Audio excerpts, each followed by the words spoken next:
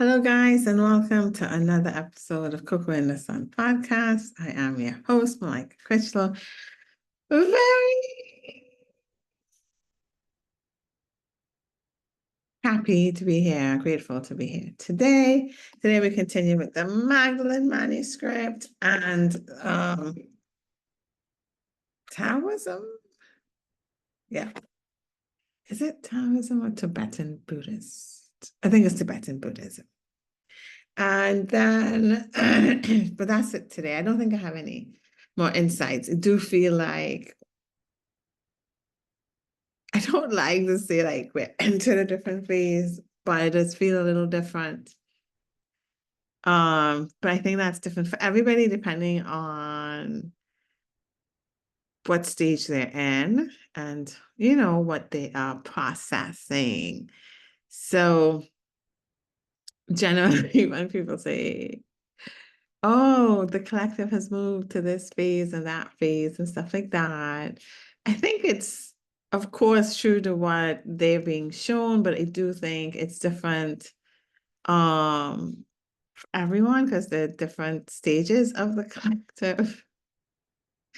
And but like, yeah, if someone says that the collective is at a stage where I feel I am, it's very confirming. Like it feels like validation, like, yeah, I'm getting this right.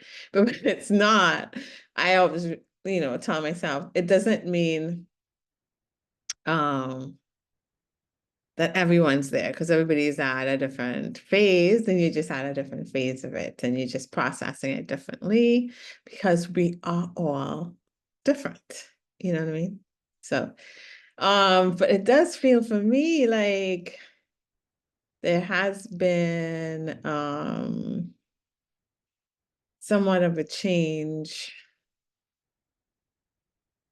that has occurred in some way. Feels good. Feels a good change. It feels like a good change. It feels, for me, it feels very hopeful, very grateful. Um, Faith building, connected. Um, yeah, I like this phase that I'm feeling. I want it to expand and continue infinitely. But we shall see. We shall see what the plans are. But it feels good. It feels good. I've been feeling really good. Yesterday it felt like a lot of energy came true. Like felt tingly, but moving tingles uh throughout my whole like torso from the bottom of my torso to the top of my head. The bottom of my torso first, and for for a longer period of time, it was back and forth, back and forth. I'll be like, oh, I'm feeling something. Oh, I'm feeling something. Oh, I'm feeling something. I'm feeling something. And then yesterday evening, I said somewhere between 6 and 8, it started at the torso and went straight up to the head. I was like, wait, I'm feeling this in my chest. Oh no, wait, I'm feeling it in my head. It was such a nice feeling. I have no idea what it was. What was being integrated. It does feel like something was integrated, or we got some kind of download or upload. I don't know what you want to call it. I am able to feel energies, I believe. I don't know how clearly I feel them, but I do feel a lot of times when I'm in bed or going to sleep, sometimes I can feel tingles and feel like I'm getting something. So I think we got some yesterday, and it was intermittent throughout the day, and I feel really good still today. It feels really good. So I don't know. Anybody else? Did anybody else have any? Also a lot of clearing. It wasn't, but the clearing was like I understood, like I need to clear this now. A lot of deep clearing, things that I didn't know I was upset about or didn't know had an impact on my being and how I exist. Um, so yeah, some quite a few things came up from childhood. And not only things that I experienced, but also things that I did that I wasn't proud of, that I had forgotten about. And, looking back now at that standpoint, I can't believe I did some of those things. And had to clear that, had to forgive myself, look at me as a younger aspect of consciousness and understand what I was experiencing and why that came through me to others. Yeah. And also now that I'm loved now, I'm not in that same awareness. And grateful that I'm not in that same awareness, you know? But because I can hold space for people that are still there. Doesn't mean I want to experience that frequency with them, but I can hold space for them. I can hold some space for them there and understand what the processing that they're dealing with and probably what they were surrounded by and what they understood growing up, the lessons that were taught to them for that to come out. So yeah. Really, really a lot of clearing too. So, but a lot of good feelings in conjunction. And I told you guys, like, I clear by talking in the mirror, talking it out in the mirror, validating my feelings, and trying to see things from the other person's point of view and understand where that is, forgiving and loving myself and them, and letting it go. And what happens usually is I don't remember even what what was on my mind for so many hours before. But usually clears. And it may come up again, but from a different perspective. So like I said before, like I think it is a spiral. So sometimes we revisit the same topics, but from different perspective and different points of views. So, but it generally clears from that perspective until I have to get to another level. But I also have been asking my guides and angels and Jesus, and Jesus has a lot to do, whatever, whoever you believe in. But for me, I think he comes through a lot for healing and clearing. And so I do ask him specifically to assist. I just started doing this like 2 weeks ago or a week ago to assist me with clearing or healing anything I need to clear so that I can continue to evolve and, if possible, accelerate that evolution as long as it's safe for me to do. And I've found that, yeah, I've been clearing. I think I've been clearing this whole week has been, from last week to this week. The dreams have been significant. And then even when I'm not sleeping, like when I'm up, I'm getting thoughts, things I forgot about that I can clear while I'm up. So I don't know if that will work for anyone else. You know, that's somehow come into my understanding that he helps me with the clearing and the healing. You may have another connection that's better for you for that. So you have to listen to your inner self and your guidance for what works for you, because what works for you only you know. To trust yourself. The trusting of yourself. So I know other people clear different ways. I also saw other ways of cutting ties. And I think those ways probably work as well. This is what works for me. The talking in the mirror and addressing whatever comes to mind that keeps me irritated. Sometimes I forget that that's how my clearings come up, and I'm like, why am I so pissed at this uncle? I come to like keep thinking about something insensitive they probably said like when I was like 10, and I remember it now. And I'll be like, why am I thinking about that? I have to say, oh yeah, I probably have to clear this.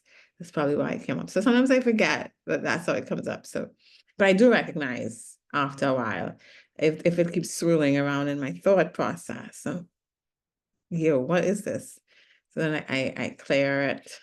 The cutting ties thing, they did it when I did the QHHT thing. I think it does work. I didn't do it with everyone, but sometimes you don't really know who you need to cut ties with. So, I've seen other ways of doing it, and they don't really, I don't like it. It looks like too much, it looks boring or not intriguing to me. So I have tried my own way of envisioning it, and I think it clears, you could envision it, but also like it clears um all the traumas or maybe negative experiences you had with that person comes up layer by layer over time. And as you clear more and more of that, there's less of an attachment to what that person thinks about you and how they view you. And so your actions would be more authentic to what yourself and to what you yourself want to do, and less so how others would view or consider you. So that's what I think, how it works. Yeah. So yeah, I still had some ties I think I need to cut that I've been envisioning. Sorry. And now I've been clearing, I think, some of those things. So that's good. But that's all that's been going on since. So today we're going to read and so let's start. The cultivation of bliss is where we are. Dog here. Sorry. Okay. This could vary, the cultivation of bliss. This could very well lead to depression, except that through the practice of Buddhist alchemy, we also make contact with another aspect of our intrinsic nature, bliss. This is one of the hallmarks of Tibetan Buddhist high tantra or alchemy.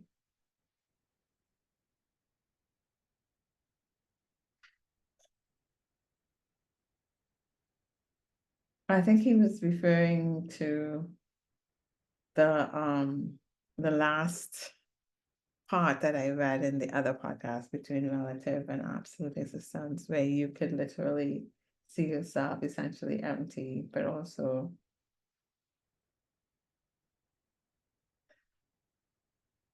impermanent. So that's what he's saying could lead to depression. But what happens is, what he's saying is that with Buddhist alchemy, we also make contact with another aspect of our intrinsic nature, bliss. So I have experienced bliss before in dreamlike states, but I find now that I'm getting closer and closer to it in my waking hours. So I haven't fully experienced it in my waking hours, but I've felt really close to getting there. So I think this is a part of the evolution of consciousness, and it's a nice part. Anyway, through meditative practices, the yogi or yogini self-generates bliss. While resting within this field of self-generated bliss, the yogi contemplates the nature of emptiness. In other words, raised up on feelings of bliss and ecstasy, the yogi thinks about the essential emptiness of all things, including his or own body. This union of bliss and emptiness generates enlightenment. The goal of Buddhist practices is to penetrate the depths of consciousness called the mind in Buddhism. For when it occurs, one is no longer deluded by the play of the senses or the illusory nature of samsara. One is then free and aware. In fact, when someone asked the Buddha if he was a god, he said, "No, I am awake." The metaphor runs very deep here. From the vantage point of illuminated consciousness, we are all in various degrees of sleep We think we are awake, but we are actually dreaming. Through the power of bodhicitta, literally, Buddha mind, bodhicitta, we awaken from the dream and see that we are creating our reactions to all that we survey. The power to recognize this, the power to recognize life as a dream and to awaken from it is an inherent power of bodhicitta. Bodhicitta. I don't know glasses because everything's fuzzy.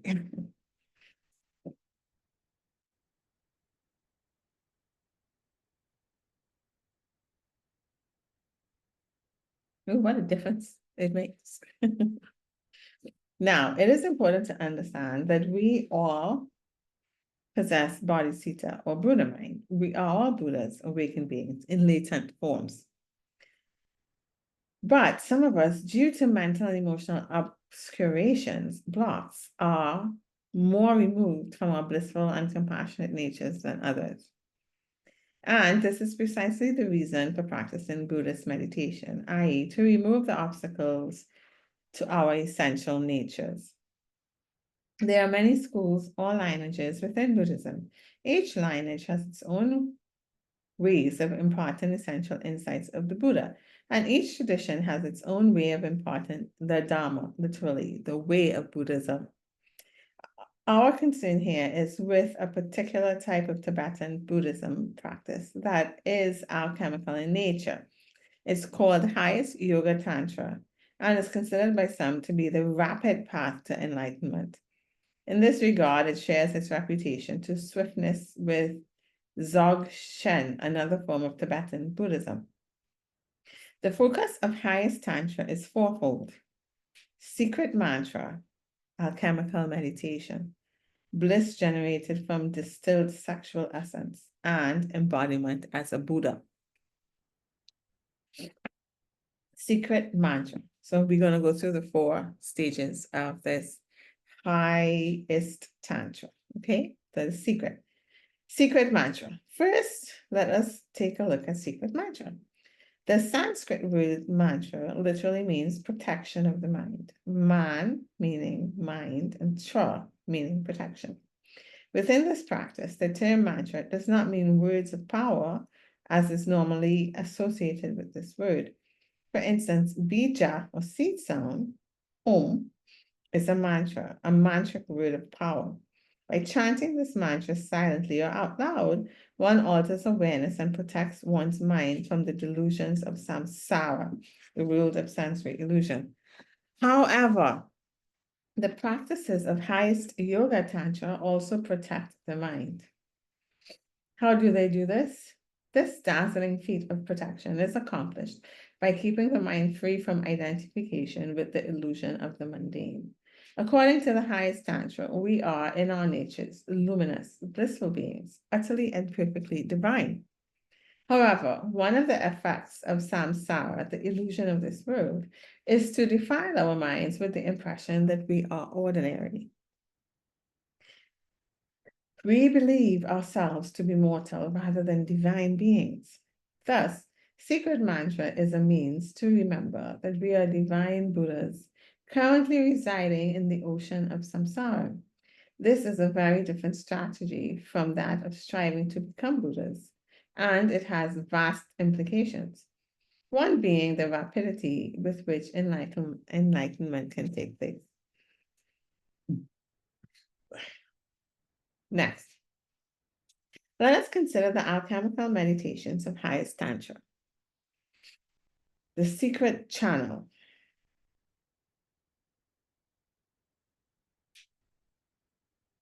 Alchemical meditation.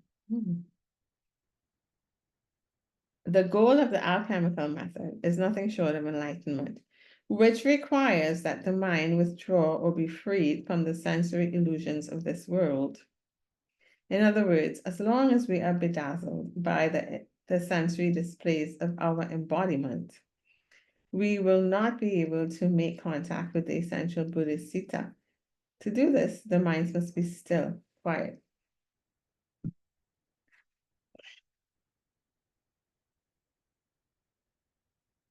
Okay, so we cannot be bedazzled by the physical world, I guess. The yogi or yogini within the highest tantra accomplishes this formidable task by driving the winds of their senses inward, away from the objects of their desires, and into the inner sanctum of their energy bodies, into what is called the secret channel. The net result of this action is that the mind is brought to a deep state of quietude. It is only within this profound stillness that Bodhisattva can be directly experienced. The winds of subtle energies that move through the energy pathways of the body, called meridians by Taoists and nadis by yogis. My experience is that if you listen clairaudiently, that is in your inner being, to the movement of energy through these subtle pathways, the sound is very akin to the sound of the wind. According to Tibetan anatomy, the winds, lung, L-H-U-N-G, are responsible for the five senses. Each sense has its own peculiar type of wind, and when the wind stops, the corresponding senses ceases. Death, from this perspective, is a dissipation of the winds. As a result, the death process is one of successive disconnection from the five senses. Ultimately, with no input from the senses, there is only consciousness. And with no sensory object to focus upon, the consciousness focuses upon itself. For a moment, depending upon the clarity of the individual, there is a spontaneous arising of bliss and clear light, light without attributes. If one has been trained in the yoga of the Bardo's state of being, especially those in the death realms, it is possible to remain in this clear light without the need for re-embodiment within samsara. Tibetan alchemical yogas, such as highest tantra, are an attempt to accomplish this feat of self-realization while alive by driving the winds inward into the secret channel. The subtle energy channel runs through the center of the body from the perineum up into the head. By sending the winds into this channel through the power of meditation, the senses cease to generate sensory experience, and the yogi experiences pure mind without dying.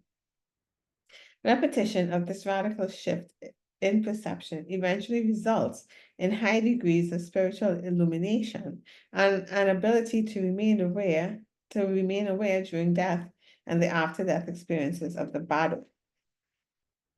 Sexual essence, the red and white drops. Another stage of highest yoga tantra involves the distillation of sexual essence into bliss. One way this is accomplished is through a specific form of tumo or psychic fire.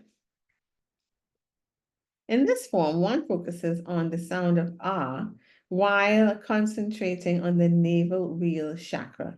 This action causes a psychic fire to rise up the secret channel into the head. Here, the heat of the psychic fire causes the red and white drops to fall down from the crown wheel chakra. The red drops are related to the sexual and spiritual essence of one's biological mother, and the white drops to one's biological father. As the two drops join, bliss is generated. The longer the practice is engaged, the more powerful the bliss. As the bliss arises within one's mind, one contemplates the essential emptiness of all things. This union of bliss and emptiness produces a type of enlightenment. There are dangers with this practice. According to the Tibetan medicine, nectar gathering practices like this can create imbalances in the subtle bodies due to an overabundance of the fire element. For this reason, it is traditionally stated that this form of alchemy should only be undertaken under the guidance of one's tantric guru or teacher. I don't say this to discourage anyone from experimentation, but to be responsible in how it is shared. If you wish to try this practice and you do not have access to a qualified tantric teacher, tantric master, I strongly suggest you at least read some of the available texts on Tibetan Tantra. In the manuscript, Magdalene shares a meditation that has striking similarities to the nectar gathering practice just described.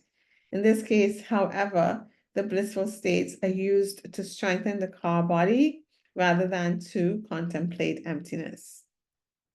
The goals are somewhat different, but the methodologies are uncannily similar. Bear with me one moment. Something beeping. I just want to. Okay, let's continue. I fixed whatever I did. So let's continue with this nectar gathering and the dangers of it if you don't have a master, a Tibetan master. Sexual essence initiations and practice.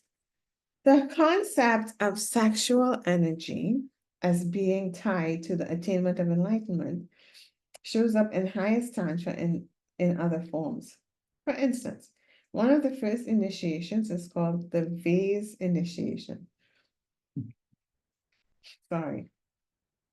In which the sexual fluids of a deity and his or her consort are imagined. This is then poured over the head of the initiate for the purpose of generating bliss.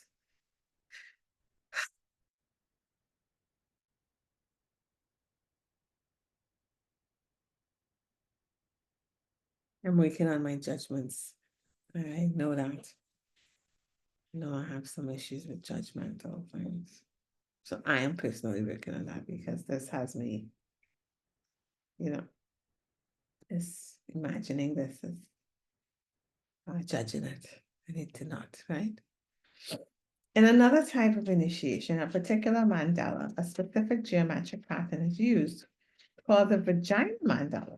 This association of the feminine with enlightenment shows up in many forms of Tantra. The implication is clear. Without the aid of the feminine principle of consciousness, liberation cannot take place. One of the tools of Tantric Tibetan Buddhism is the bell or dorje. The dorje is a stylized thunderbolt or diamond.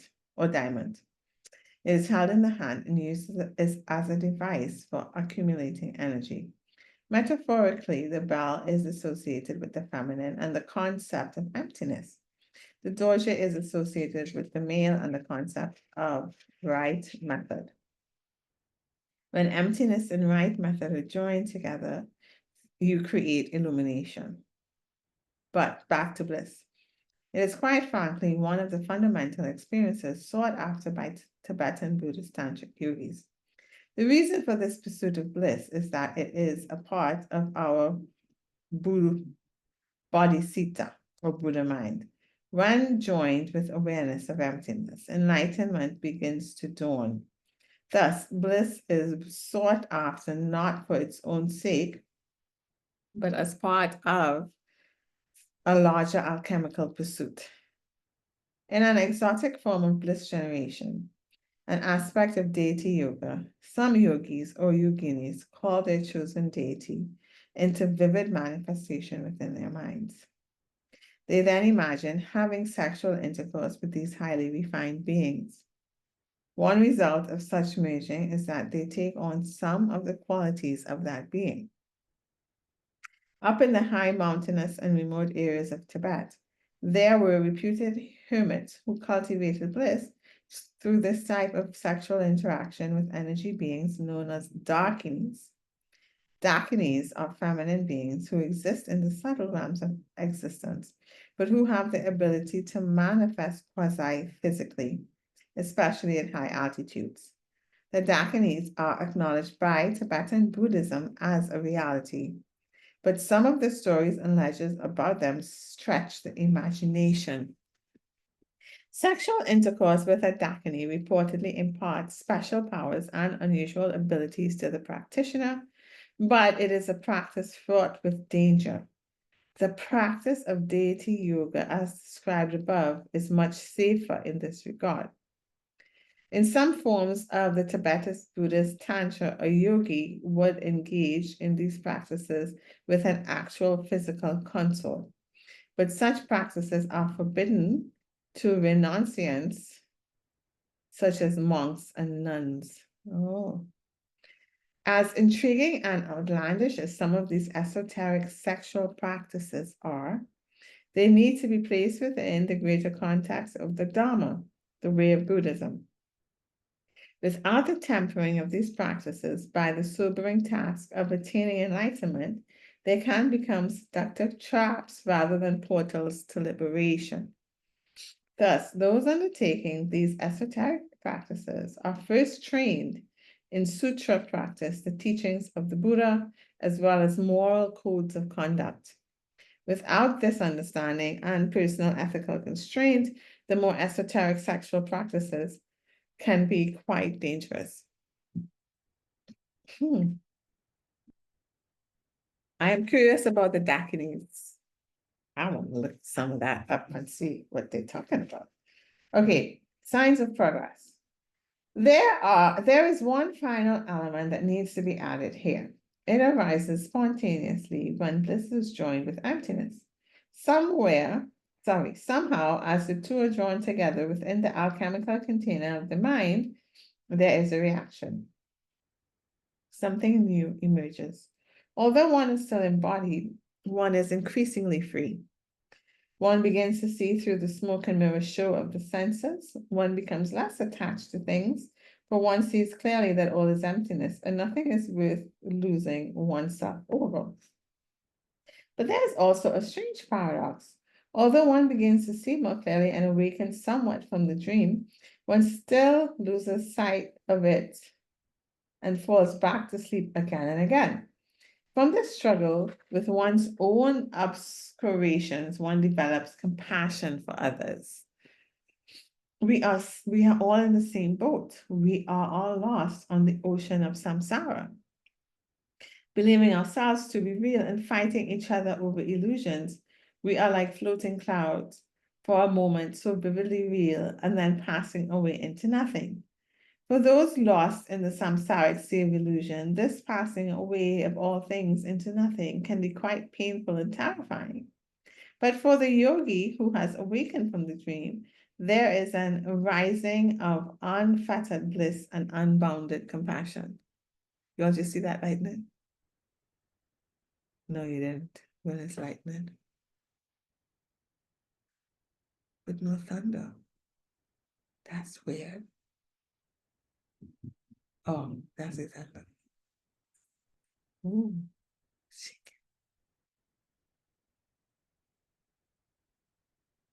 Okay, but for the yogi who has awakened from the dream, there is an arising of unfettered bliss and unbounded compassion. And there is laughter. A friend of mine once had the honor of preparing tea for two lamas who had not seen each other in a very long time. They had been at the same monastery in their youth, and now their work took them all over the world. They had been friends for all those years, and they were happy to be reunited. She said that they sat for the longest time in silence, then chuckled, seemingly at nothing. This went on for some time. Then one of them pointed at a blossoming red bud tree, not far from where they were sitting, and not far from where they were sitting. And they called that a tree, one of them said, at which point they both started howling and slapped their thighs. As consciousness reveals its natural bliss and compassion, life becomes inherently amusing. The horrors of samsara still exist, but they are counterbalanced by the unimaginable and unfathomable bliss of bodhicitta. Perhaps by the time one reaches this level of alchemical attainment, life must seem very odd indeed. Can we even imagine the inner life of such a person? What must it be like to know oneself as unbounded consciousness while still living in a body that is tethered in time and space? If you look at Buddhist practitioners who have attained highest yoga tantra, a clue can sometimes be found. They often have smiles on their faces. Okay, so that's the end of the Tibetan